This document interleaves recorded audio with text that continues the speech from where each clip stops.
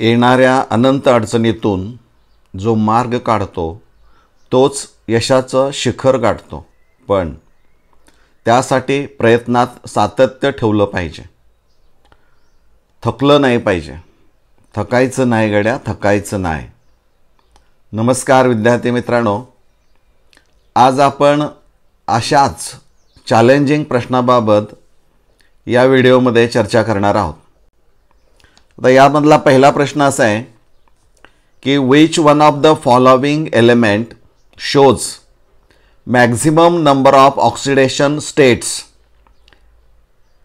ए scandium, B titanium, C zinc, D manganese.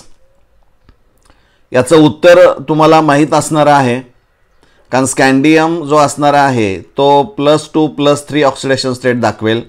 Titanium +2 +3 +4, zinc फक्त +2 असेल, आणि manganese it shows oxidation states from +2 to +7. So correct answer is D, Mn. पुढचा प्रश्न पाहता. Which of the following transition metal that does not form coloured compounds? म्हणजे दिलेल्यापैकी असा कोणता transition metal आहे की जो कलर्ड कंपाउंड्स तयार करू शकत नाही? ऑप्शन्स काय आहेत? A scandium, B titanium, C iron, D manganese. आता हे जर ऑप्शन्स पाहिले तर तुम्हाला कोणतं उत्तर योग्य वाटत असेल? आपल्याला माहीत आहे की स्कँडियम जो असणार आहे it shows A common oxidation state that is +3 आणि ॲटॉमिक नंबर त्याचा 21 आहे, आणि त्यावरून जर इलेक्ट्रॉनिक कॉन्फिगरेशन आपण पाहिलं तर मात्र +3 ऑक्सिडेशन स्टेटमध्ये there is no unpaired electron. आणि मग जर अनपेअर्ड इलेक्ट्रॉनच नसेल, if there is no D ट्रान्झिशनच नसेल इलेक्ट्रॉनचं, तर मग मात्र कलर्ड कंपाऊंड तयार होऊ शकत नाहीत. त्यामुळे याचं आन्सर असणार आहे ए स्कँडियम. पुढचा पहा.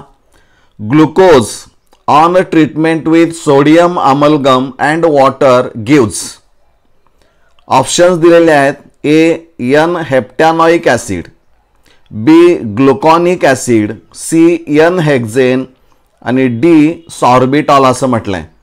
आता तुम्हाला माहीत आहे की ग्लुकोज जो असणार आहे त्यामध्ये aldehyde group is present at position 1. Carbon 1ला अल्डिहाइड ग्रुप असेल, आणि sodium amalgam in water acts as a reducing agent.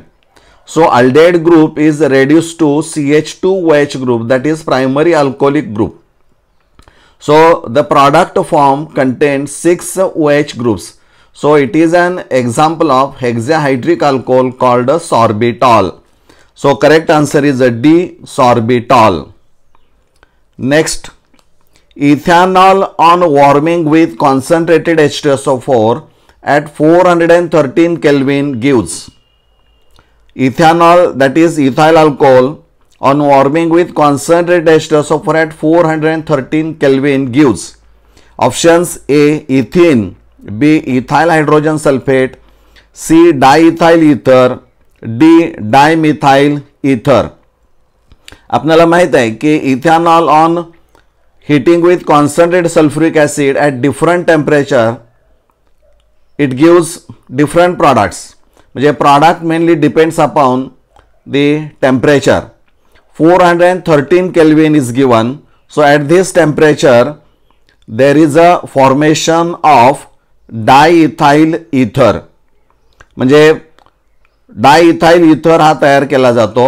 If the temperature is increased, if it is 443 Kelvin, then there is a formation of ethene. म्हणजे options बघूया. ए इथिन, बी ethyl hydrogen sulphate, C diethyl इथर, D dimethyl इथर. म्हणजे याचं correct उत्तर काय असणार आहे? सी डायइथाइल इथर. Which of the following compound will dissolve in an alkali after it undergoes reaction with Hinsberg's reagent. Amines मधून आहे. हिन्सबर्ग रिएजंट म्हणजे बेन्झिन सल्फोनिल क्लोराइड, बरोबर आहे. आता यात ऑप्शन्स काय दिलेत पहा, A CH3NH2, B CH3 twice NH, C C6H5NH C6H5, D CH3 thrice N. ही जी test Hinsberg reagent is use to distinguish primary, secondary आणि टर्शरी अमाइन्स. मग प्रायमरी अमाइन्स मध्ये काय आहे तर 2 hydrogen atoms are attach to nitrogen आणि त्यामुळे ज्यावेळी reaction with sulfonyl benzene sulfonyl chloride बरोबर होईल त्यावेळी there is a formation of N methyl benzene sulphone amide which is strongly acidic in nature. So it is soluble in alkali. म्हणजे generally primary amine जे असणारे आहेत after reaction with the Hinsberg reagent they dissolve in alkali or they are soluble in alkali. So here correct answer is A, methyl amine. पुढे पहा, इथं आपल्याला A plus B with dilute NaOH and heat gives, तुम्हाला एक product दिला. A आणि B हे दोन रिएक्टंट्स आहेत, यांची रिएक्शन डायल्यूट NaOH हीट जर केली तर जो प्रॉडक्ट मिळतोय तो प्रॉडक्ट कोणत्या दोन कंपाऊंड पासून मिळतंय ते आयडेंटिफाय A अँड B. आता यामध्ये साधा आहे पहा, ते स्ट्रक्चर प्रॉडक्ट जर पाहिलं आणि न कळत तुम्ही कार्बन कार्बन डबल बॉन्ड मधून एक उभी रेष घेतली आणि उजव्या बाजूला CH2 लिहिलं आणि डाव्या बाजूला O लिहिलं लेफ्ट साइडला, तर ती कंपाऊंड कोणतं तयार होईल पहा. लेफ्ट साइडला जे तयार होईल ते बेन्झाल्डेहाइड असेल आणि राईट साइडला जे स्ट्रक्चर तयार होणार आहे ते बेन्झिन रिंगला COCH3 ग्रुप तयार झालेला असेल, म्हणजे ॲसिटोफिनोन असेल. म्हणजे इतकं क्लिअर कट आहे, परंतु त्यासाठी तुम्हाला तुमचं तंत्र वापरावं लागणार आहे. म्हणजे इथं ऑप्शन जर पाहिले, ए मध्ये कॅपिटल ए दिलाय 1 फिनाइल इथॅनॉल आणि बी दिलाय ॲसिटोफिनोन. ऑप्शन बी मध्ये ए बेन्झोफिनोन, बी फॉर्माल्डिहाइड, सी ए बेन्झाल्डिहाइड, बी ॲसिटोफिनोन आणि डी ए बेन्झोफिनोन अँड बी ॲसिटोफिनोन. त्यामुळे याचं उत्तर काय असणार आहे, option C A benzaldehyde and B acetophenone. पुढचा प्रश्न बघूया. Anisole undergo bromination with bromine in ethanoic acid, that is acetic acid, even in the absence of iron third bromide catalyst.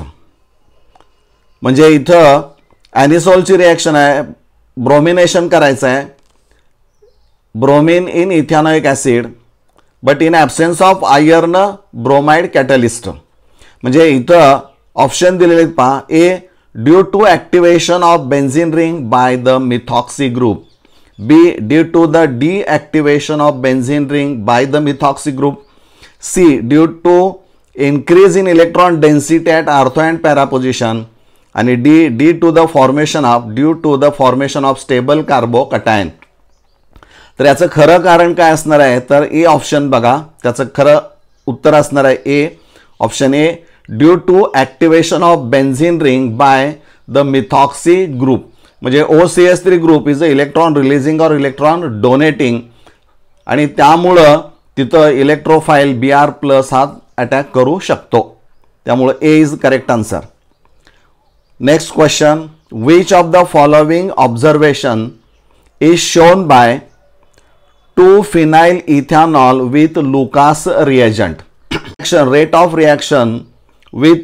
Of reaction of alcohols with Lucas reagent जर पाहिलं तर tertiary alcohols are highly reactive than secondary than primary. म्हणजे सर्वात रिॲक्टिव्हिटी जास्त tertiary अल्कोहोलची असेल आणि सर्वात कमी प्रायमरी अल्कोहोलची असणार आहे. म्हणजे इथं प्रायमरी अल्कोहोल बरोबर जर लुकास रिएजंटची रिॲक्शन जर केली, तुम्हाला माहित आहे की जे अल्कोहोल्स असणारे आहेत they are soluble in Lucas reagent, परंतु जो प्रॉडक्ट अल्काइल हॅलाइड तयार होणार आहे किंवा अल्काइल क्लोराइड तयार होणार आहे that product is not soluble in Lucas reagent.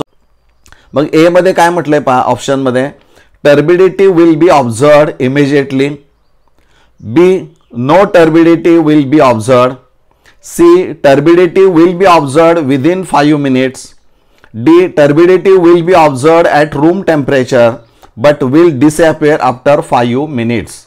आता या सगळ्याचा विचार केला तर 2 फिनाइल इथॅनॉल हे प्रायमरी अल्कोहोल आहे आणि त्यामुळं लुकास रिएजन बरोबर रिॲक्शन फास्ट होणार नाही आणि त्यामुळे option B is a correct. No turbidity will be ऑब्झर्व्ड. यातला लास्ट क्वेश्चन आहे पहा. Which one of the following element has lowest enthalpy of atomization. Transition inner transition elements मधून आहे.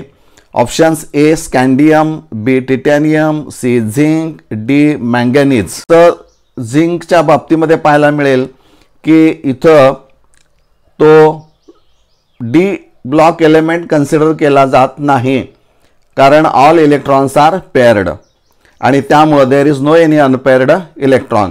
त्यामुळे याचं उत्तर असणार आहे सी झिंक. मला वाटतं हे निश्चित तुम्हाला समजलेलं असणार आहे. धन्यवाद.